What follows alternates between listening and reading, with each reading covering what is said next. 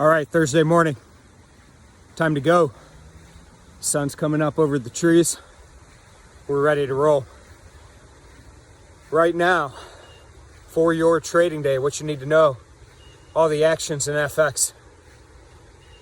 We've had, assuming the dollar finishes the day higher, 3 sessions in a row of strength in the dollar, which is the first time since May. Now, word on the street is that this week, as we hit 1.20 in that euro, the European Central Bank, the ECB, got a little freaked out by that.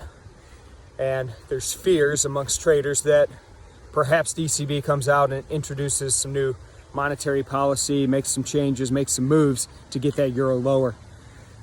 Now, are they going to do that? Not likely.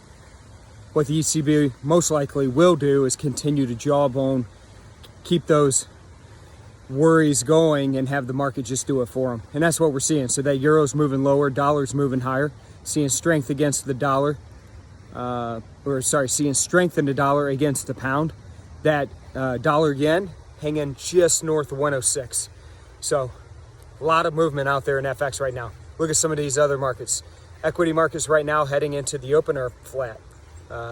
2 big days in the market to start off the month of September. Dow Jones is up over 700 points just in the first 2 days alone. Oil getting beat around this morning, down 2%. Demand worries creeping back in, right around $40 a barrel in WTI. So got some action over there in that market. As I mentioned earlier in the week, tomorrow's a big day. Could find ourselves in a bit of a holding pattern in the equity markets, as tomorrow we've got that August jobs report coming out at 8:30 a.m. Eastern time. This morning, initial jobless claims, expectation is number comes in lower than 1 million, right around 950, I think, is the consensus.